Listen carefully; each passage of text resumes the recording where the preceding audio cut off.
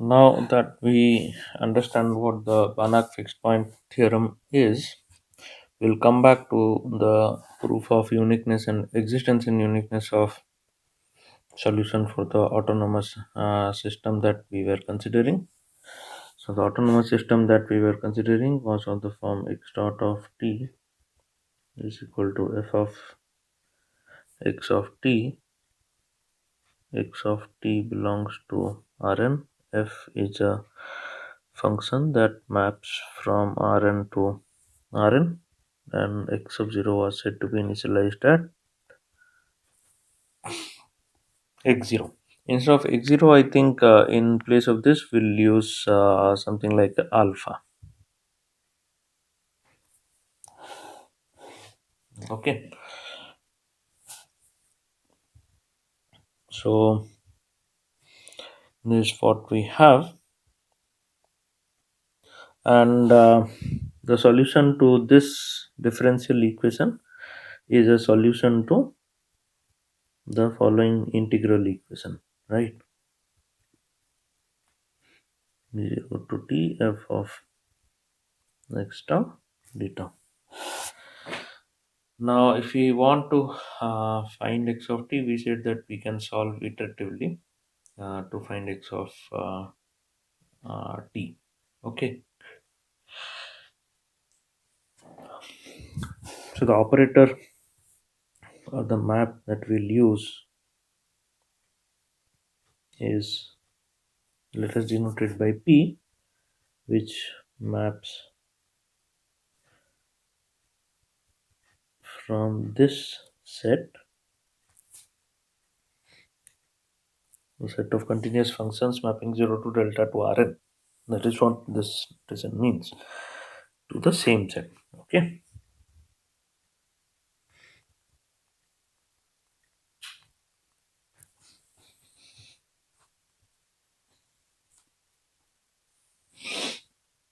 And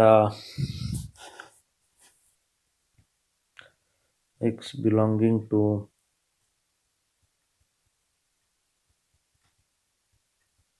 this, we defined p of x such that p of x of t is alpha 0 to t f of x tau d tau for all t in the interval 0 to delta. Okay, so the set here, the set of continuous functions mapping the interval 0 to delta to Rn, this set is the set X that we had in the Banach fixed point theorem. Okay, so let us define. So we X is basically this set. So instead of this notation, we'll use X to denote the vector space. Which so any vector x belonging to x is essentially a continuous function. So x belong to x is such that x is a continuous function that maps from 0 to delta to Rn, and x is continuous. This is what we have. Okay, so this set X is a vector field, is a vector space with respect to the field R, which is a set of real numbers. Okay. Also, X is a complete vector space with respect to the sup norm. Now, what was the sup norm? The sup norm of a vector x is defined to be max of all the values that x should take, max of norm of x of t. So we are considering the 2 norm here for all t belonging to 0 to delta.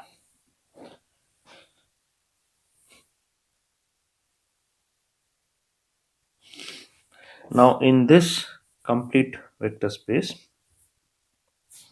let us take a closed subset S, which is defined as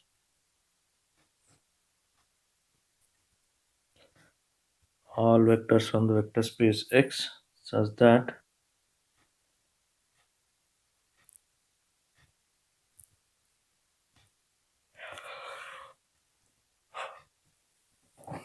x minus x0 subnorm is less than equal to some finite positive constant r. Okay, for some r greater than 0. And what is x0? x0 of t. So x0 is a continuous function such that x0 of t is identically equal to alpha for t in the range of 0 to delta. Okay, this is what x0 of t is.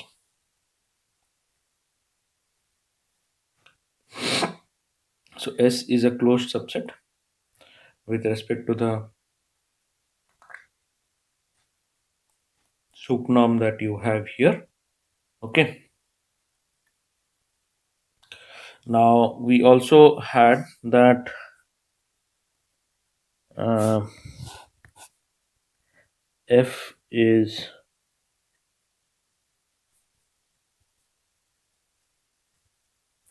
locally Lipschitz at alpha. Now if this is true, then there will exist a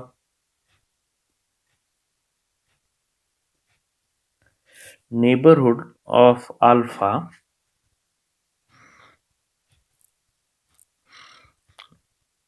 we'll say b alpha comma r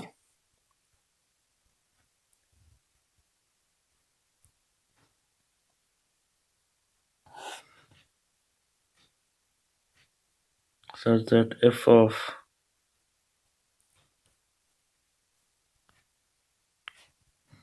alpha 1 minus f of alpha 2 norm is less than equal to L times norm of alpha 1 minus alpha 2 for all alpha 1 alpha 2 belonging to this neighborhood that we have defined. So what is this neighborhood?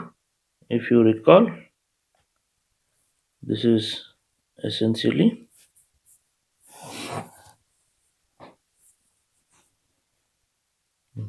V belonging to Rn such that norm of V minus alpha is less than or equal to R. Okay, so here B is also a closed subset in Rn with the Euclidean norm defined on it. So you are considering everything with respect to the 2 now. Yeah.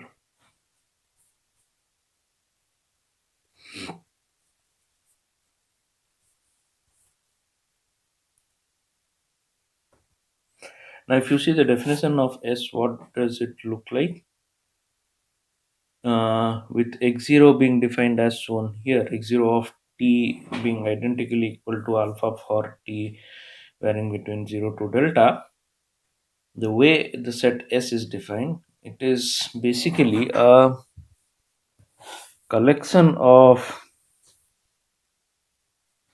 so S here is a set of trajectories or it is a set of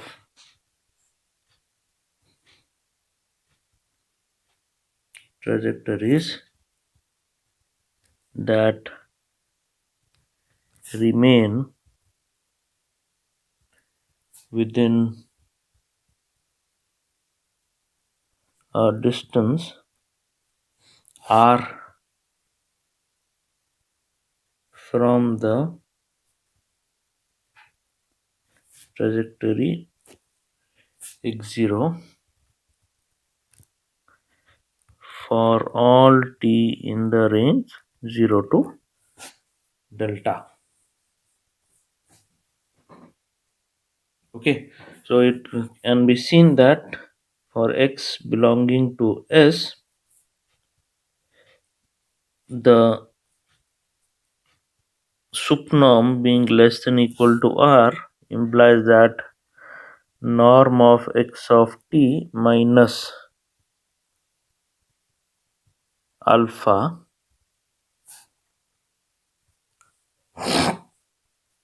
is less than equal to R for all t in the range 0 to delta.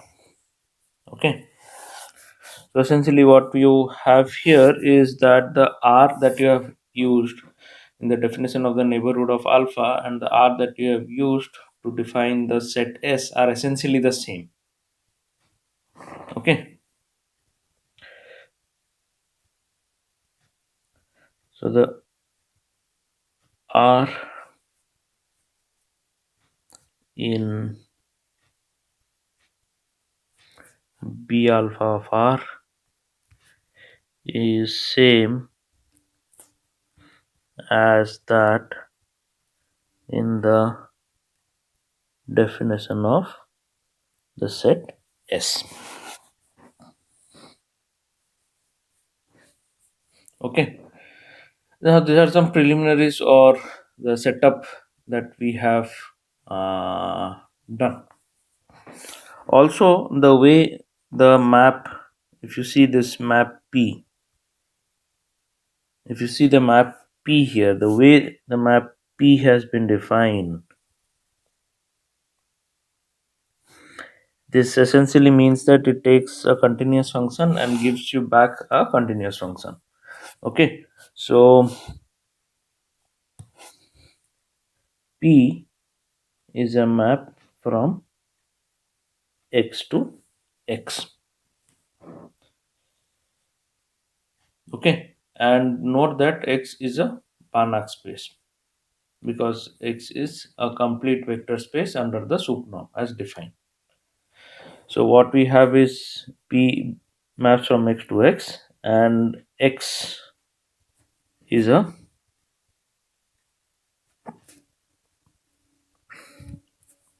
Banach space. So this is what we have. What we need to now show is P is a map such that if it takes some element in the closed subset S, it will return back an element in the closed subset S itself. Okay, one is this, and the second is P is a contraction on S. Now, if you recall Banach's fixed-point theorem, what does it say? Is the vector space is a Banach space, and there is a closed subset in this particular vector space, such that you have a contraction mapping P defined, where P is mapping from mapping elements in the subset to the same subset. If that is the case, then there will be a unique fixed point x star in the set S. Okay, so we already have X is a Banach space. We just have to show that P can map element from S into S, and P is a contraction on S. Now, if you do this, then the conditions needed for the Banach fixed point theorem get satisfied, and hence the result of the Banach fixed point theorem follows, which is the existence of a unique fixed point in the set. Now, here the unique fixed point that we'll get will be actually the solution to the differential equation or the integral equation that we are talking of. Okay, and thus establishing the uniqueness and existence. And in this process, we'll see that for P to uh, be able to be defined as a map from S to S, will and also P to be a contraction on S, we'll get some conditions that the variable delta that we have been using so far has to satisfy. Okay, so we'll try to establish these two conditions so that so that the required conditions for Banach fixed point theorems get set up. If those get set up, then of course the result of the Banach fixed point theorem follows. Okay, so the first thing that we'll try to do is to establish that P is a map from S to S. If it takes an element from S, it will give you back an element in S. Okay, so if X belongs to S,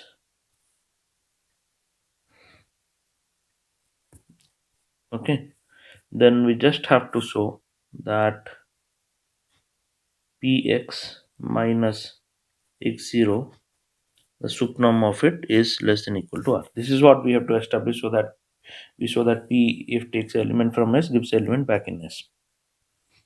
Okay, so we'll start with this. How does this look? Okay, so Px is a continuous function for x belonging to S. So we start with,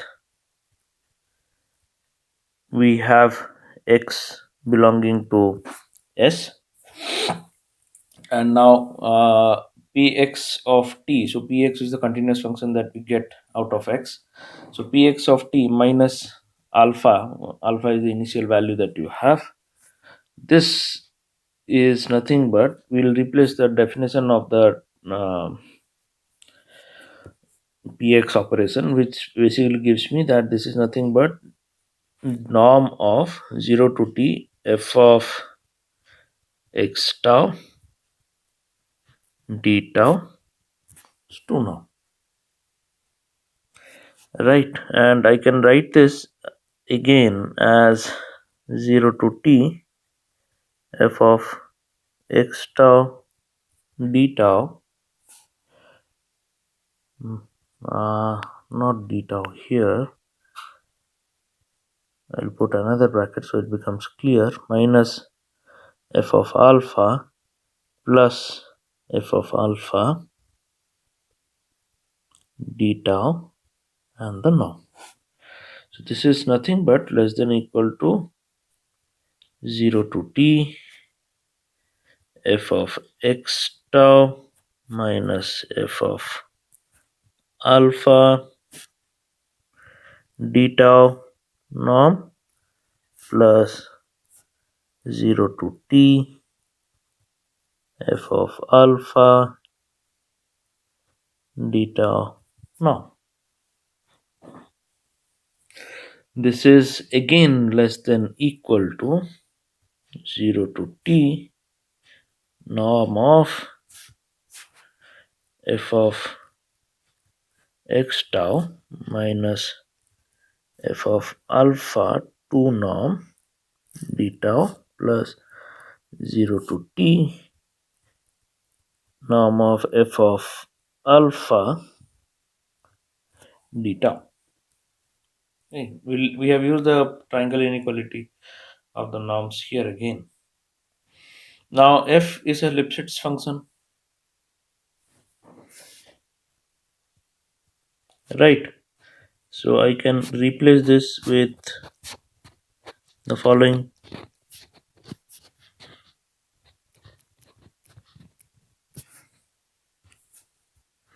And this essentially gets integrated to this.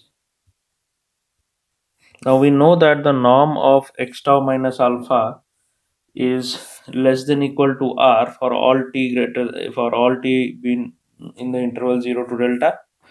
So this gets replaced with LRT plus delta.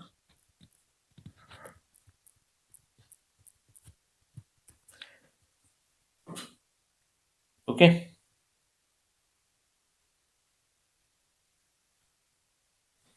So I can further reduce it to delta being common, LR plus norm of F alpha 2. This is what we have. So we have shown that norm of Px t minus alpha 2 is less than delta LR plus norm of F alpha 2. Okay, this is true for all t in the set 0 to delta.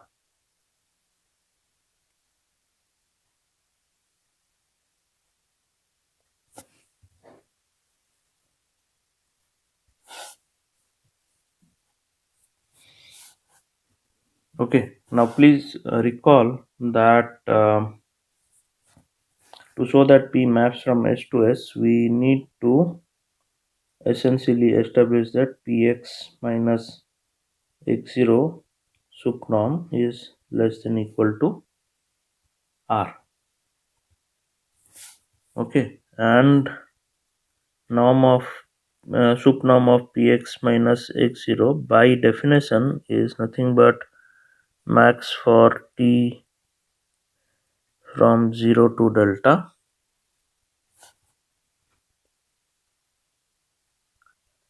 Px of t minus alpha 2 norm. Okay, so to establish that it is less than the subnorm is less than equal to R, we just have to show, I mean, if you compare this and the condition inequality that we have got in the first line, if we compare this, we just need some value of delta so that this turns out to be less than equal to R, which essentially means that delta must be less than equal to R by, so if we choose delta to be less than equal to this value, then if P takes a function from S, it will always give you a function back in S. Okay, so this is one condition that you have on delta. Now the next part,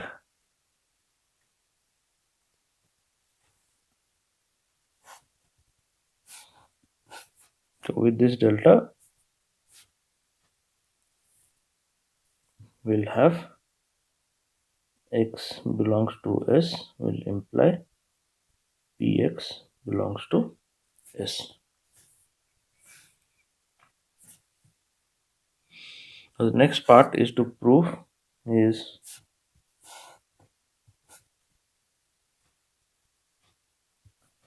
P is a contraction on S.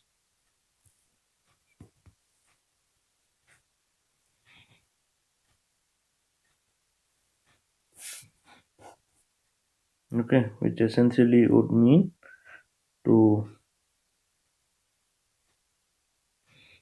show that Px minus Py subnorm is less than equal to rho x minus y subnorm for some rho between 0 to 1. So positive rho greater than 1.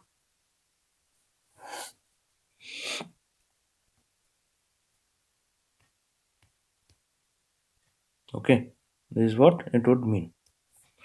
So let's see how it works out. So px minus py sup norm is essentially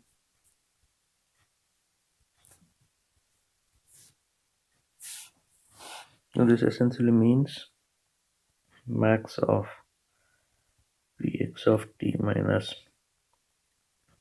p y of t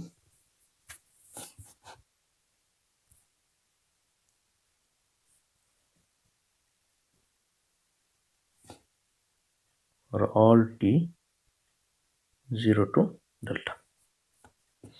Okay, now norm of p x of t minus p y of t is nothing but norm of integration 0 to t f of x tau minus f of y tau d tau. Okay, the two norm of that, and this we know that is less than equal to 0 to t norm of f of x tau minus f of y tau to d tau. Because f is Lipschitz, I can get around this by establishing that this is 0 to t L norm of x tau minus y tau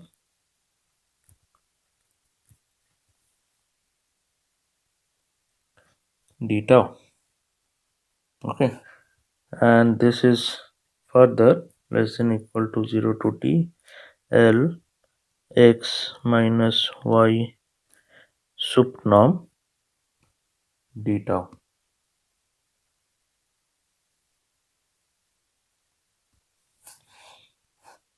which is less than equal to L delta x minus y sup norm, and this is true for all t from 0 to delta.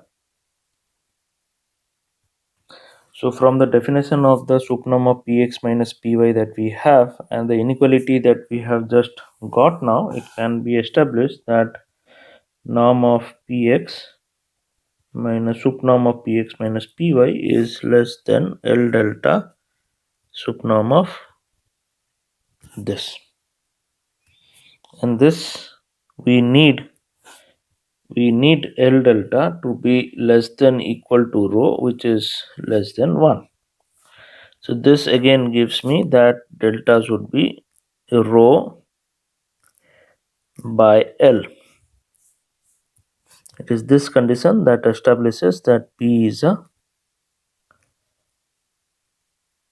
contraction on S. Okay, so what we have is for delta equal to minimum of R by LR plus norm of F alpha's 2 norm and rho by L. For this, P is a map from S to S and P is a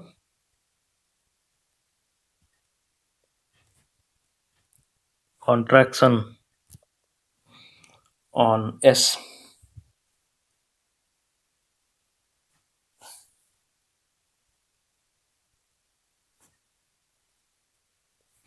Okay. Also, from the definition of P, Px is equal to x,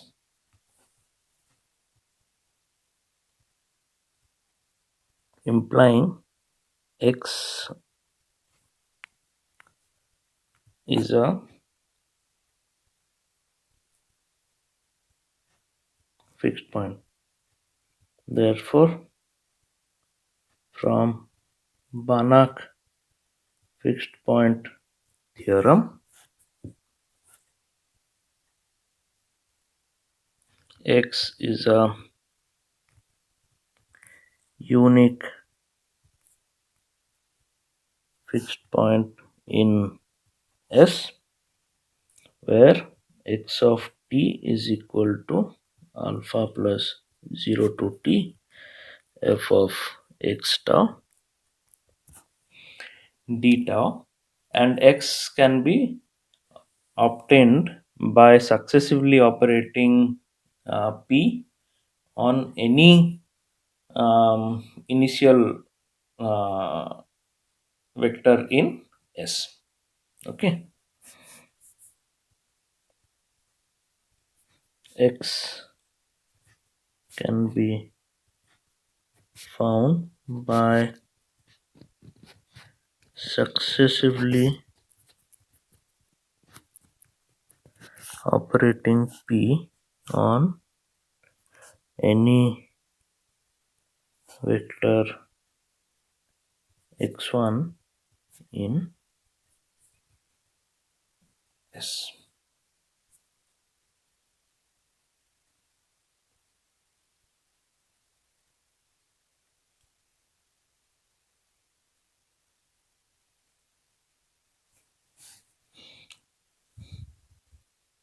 Okay, so what we have just established is existence and uniqueness in future, given at t equal to 0, whether the solution will exist in the forward time. The question is, will the solution also exist in the past? So if at t equal to 0 you know that you are here, can you see what happens to minus delta 0?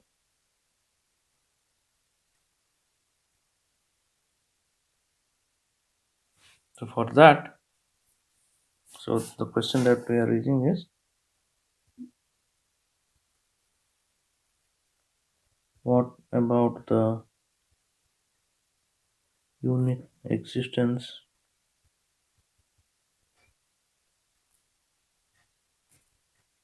and uniqueness in the past? So basically negative time.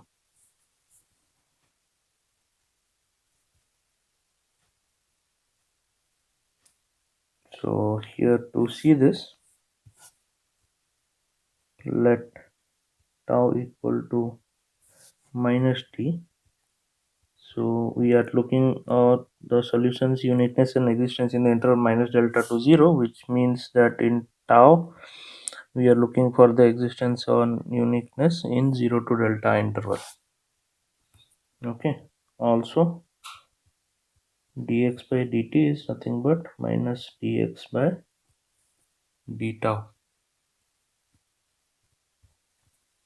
and note that f of x of t is nothing but f of x of tau, as f is an explicit function in x. So dx by dt equal to f of x of t essentially means that dx by d tau is minus f of x tau. Okay, and if f is locally Lipschitz at alpha, then minus f is also locally Lipschitz at alpha.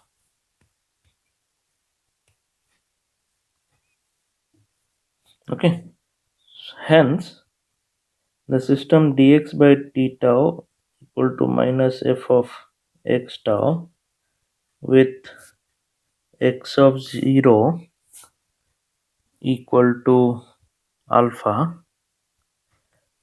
has a unique solution for tau in 0 to delta, and this hence implies that dx by dt equal to f of x of t with x0 equal to alpha has a unique past for all t in the range minus delta to 0.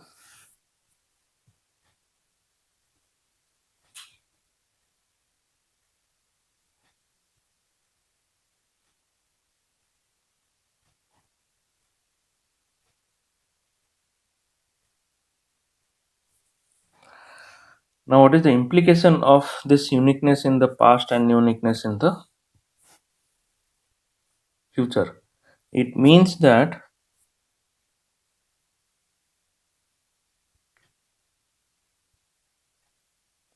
autonomous systems whose f is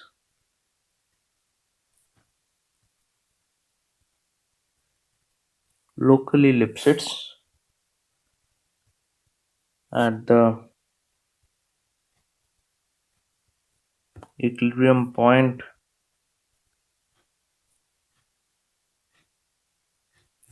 of the system cannot reach the equilibrium point in finite time.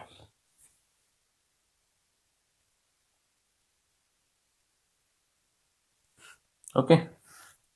Now suppose we want the solution to exist for the entire time interval, then if this can be possible if f is globally Lipschitz. Okay. So suppose f mapping from Rn to Rn is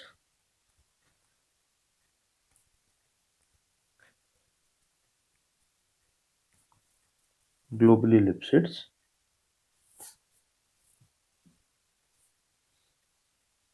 Okay, that means that norm of f of sum x minus sum y is less than equal to L times norm of x minus y for all x y in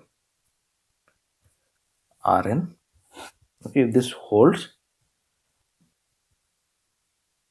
then for every alpha in Rn, the state equation x dot of t equal to f of x of t with the initial condition x of 0 being at alpha has a unique solution for t in the interval 0 to infinity.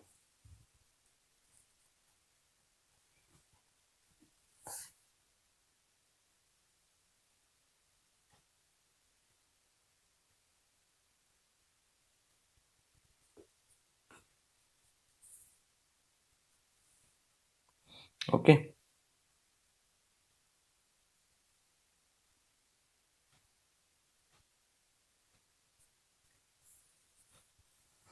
Now this global existence of the solution, this is known as the global existence of the solution. Okay, now if we can relax this global existence of the solution in certain cases by restricting the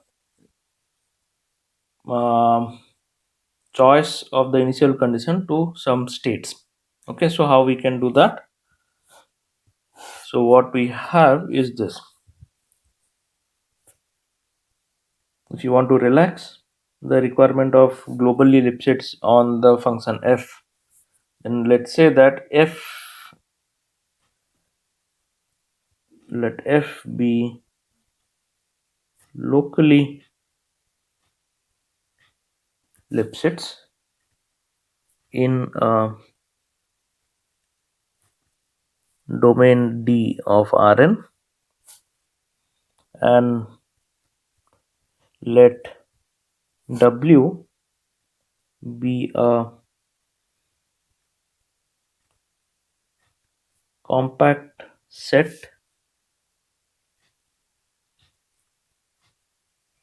such that W is a subset of the domain and alpha belongs to W. Okay, suppose we have this. Suppose it is known that every solution of x dot of t equal to f of x of t with x0 equal to this alpha lies entirely in W. Suppose you know that the solution to this autonomous system, when it starts in the set W, will entirely lie in W. If it is in W, it will never go out of W. Okay, suppose you know this. Basically the solution, W is a invariant set with respect to the differential equation that you have. W being an invariant set essentially means that if you start inside the set W, if the initial condition is inside the set W, then the solution for this differential equation is going to lie inside the set W. It will not cross. So if you know that the solution to this differential equation, if you start inside the W, lies entirely inside W. Okay, suppose you know this, then there is a unique solution defined for all t greater than equal to 0, that is t belonging to 0 to infinity. So if you know that the solution of this differential equation, if it starts inside this compact set W, will always remain inside the compact set W, then the solution is unique and will exist for all time interval 0 to infinity. So this kind of relaxes the condition on f to be globally Lipschitz if you restrict your choice of initial condition to this compact set W. If you want that for any initial condition you should have a solution that exists, that has global existence, then you would need that f has to be globally Lipschitz.